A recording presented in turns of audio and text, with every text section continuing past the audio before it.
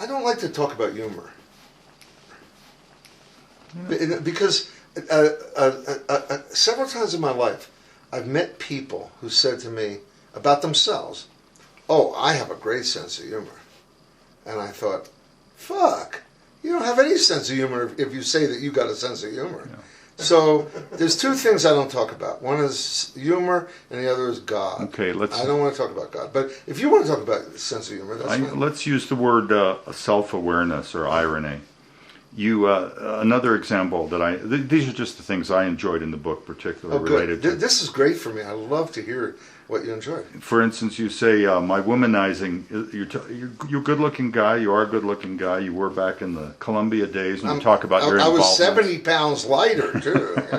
My womanizing has been criticized by some feminists who have made me into a symbol of the New Left's mistreatment and oppression of women. I plead guilty. Women were definitely, for me, a type of object to be used to build up my already inflated ego.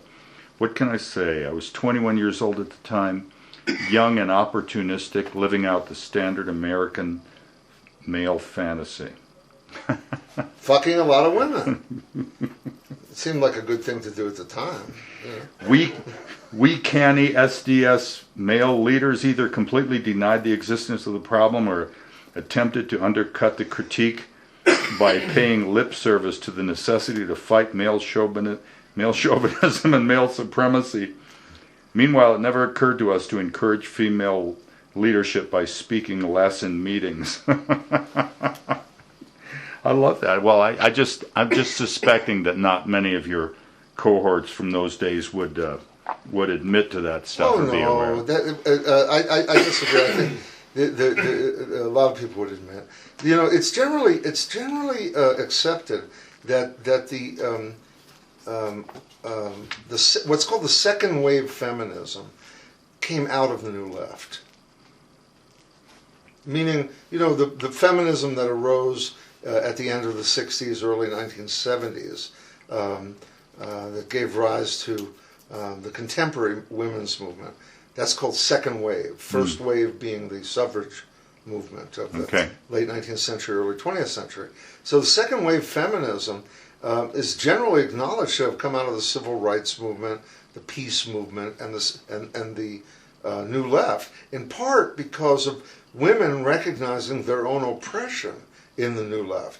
Now, I actually missed an important epoch of internal struggle, the early 70s, actually throughout the 70s, in which men and women fought with each other in the New Left.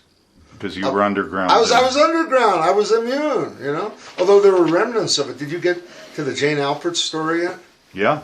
In Santa Fe, you mean? Well, the one where she rats on us later. Oh, no, I didn't. Oh, wait until you get to that. I mean, that just goes on and on and on. You know, that's a remnant of the whole male-female business.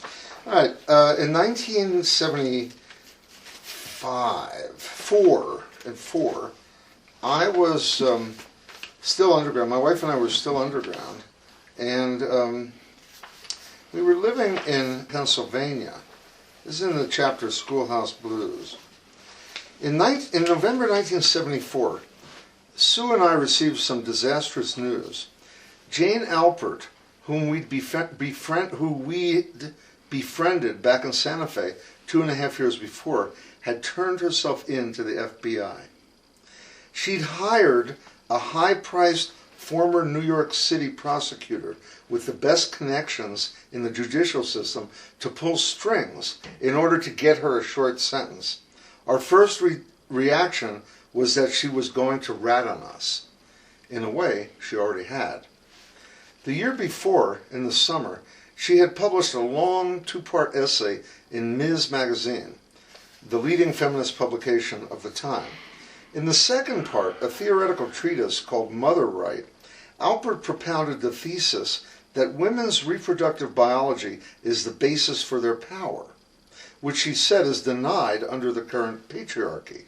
This abstract theory was really only cover for her principal point, that she was breaking with her own past and the, quote, male-dominated left. This she accomplished in the first part, an open letter addressed, quote, to the sisters in the Weather Underground.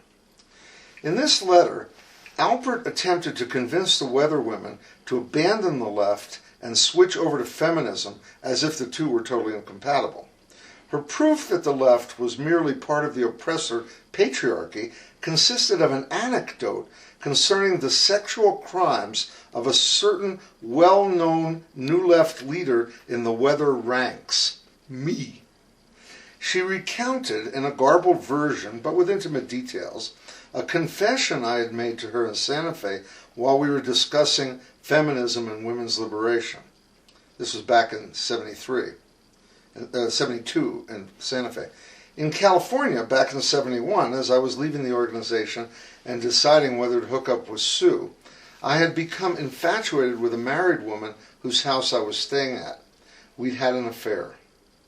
The woman became pregnant and had an abortion. The whole business had hurt Sue deeply, and I was ashamed. Sue and I were both mortified to see this story exposed in a national magazine. But worse, the piece gave the FBI a big gift of information that I had a woman partner underground. While claiming that her aim was to save women in the underground from the oppression of sexist men like me, Alpert had betrayed Sue by exposing her to the government. For months afterward, each time I unloaded a 40-pound concrete coping stone off Sneezy's truck, I was working for this guy, right? I imagined placing Alpert's miserable little head under one of the blocks and smashing it to a bloody pulp. That cheery thought kept the hours moving right along.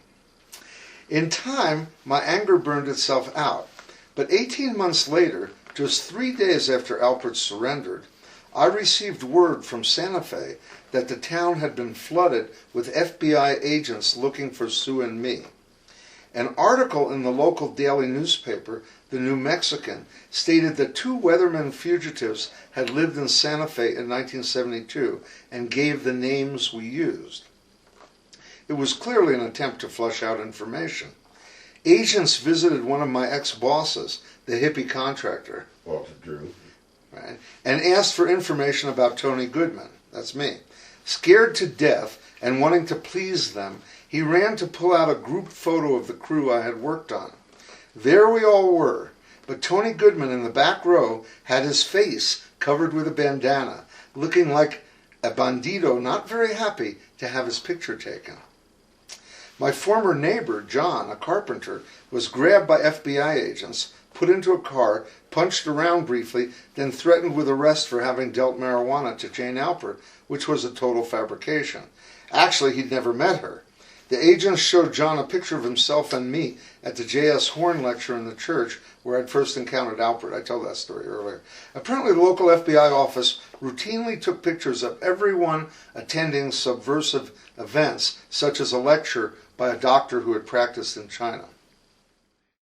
You're talking about learning to do carpentry work to get by and get going in Santa Fe while you're on the run.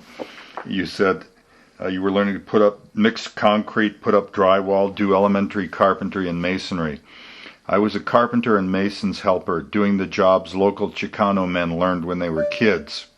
Only I was 24 years old.